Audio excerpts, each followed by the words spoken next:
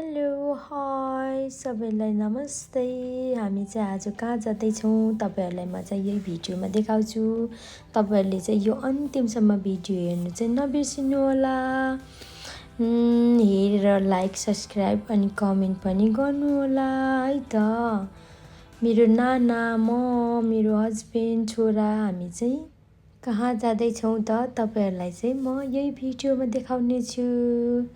त्यही भएर भिडियोलाई चाहिँ एकचोटि होइन दुईचोटि होइन तीनचोटि दोहोऱ्याइ हेर्नु होला है त। अनि हामी चाहिँ कहाँ जाँदैछौँ तपाईँहरूलाई चाहिँ भनिराख्नु जरुरी छैन। तपाईँहरूले चाहिँ अगाडि थम्सअप हेरेर पनि थाहा पाइसक्नु भएको छ भन्ने लागेको छ मलाई। तर अब हामी चाहिँ जाँदैछौँ कहाँ भन्ने मेरोबाट हो त्यो त अनुहार सबै बिग्रिन्छ नि फेरि। मेरो चस्मा छैन। 2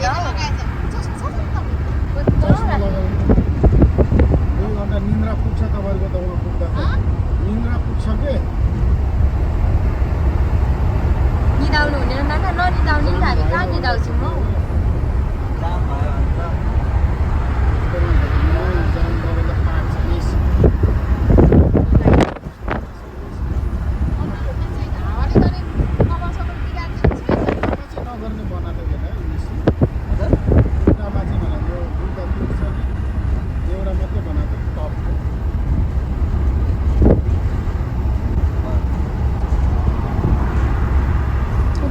ड्राइभमा चाहिँ पुगिन्छ होइन हामी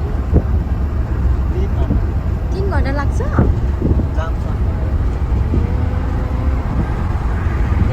ठिकै छ गइसकिहाल्यो होइन।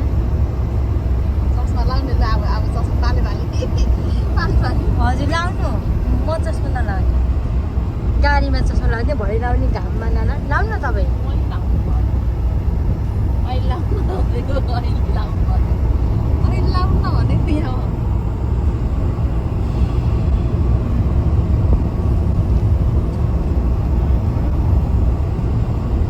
नाना हजुर लाउनु लिनु।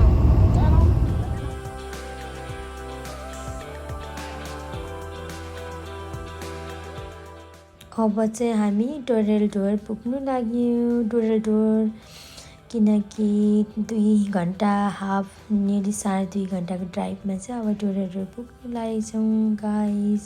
अब त्यहाँ पुगेपछि चाहिँ म सबै देखाउने छु ल हजुरहरूलाई। Thank you.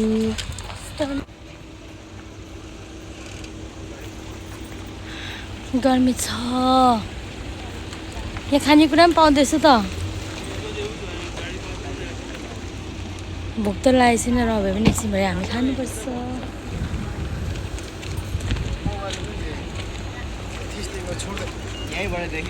अब चाहिँ हामी खा होइन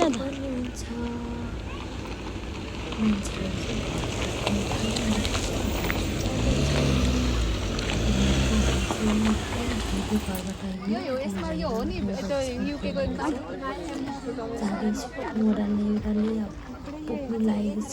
पुगेपछि चाहिँ हामी पनि स्विमिङ खेल्छौँ। धेरै गर्मी भयो कति धेरै हिँड्नुहुँदैछ नाना नेपाल। मान्छेहरू सबै फर्किराख्नु भएको छ र पनि हामी चाहिँ आउँदै हामी इन्जोय गर्छौँ स्विमिङमा। त्यही एउटा ढुङ्गा ठुलो जस्तो डोरेल डोर अरे ल हिँड्दैछ म पनि।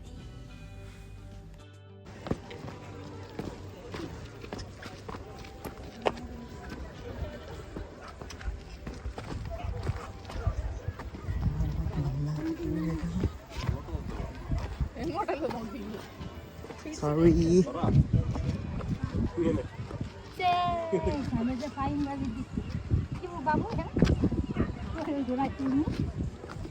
Durdle Door. Durdle Door.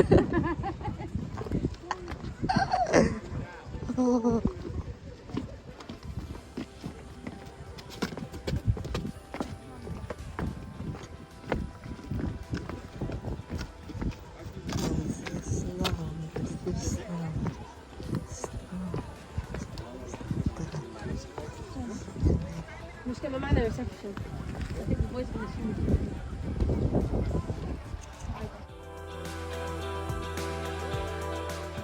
अब त आइपुग्यो कति पनि मान्छे त आज नभएको नि तर थोरै नि बाबु कति धेरै पो हुन्छ त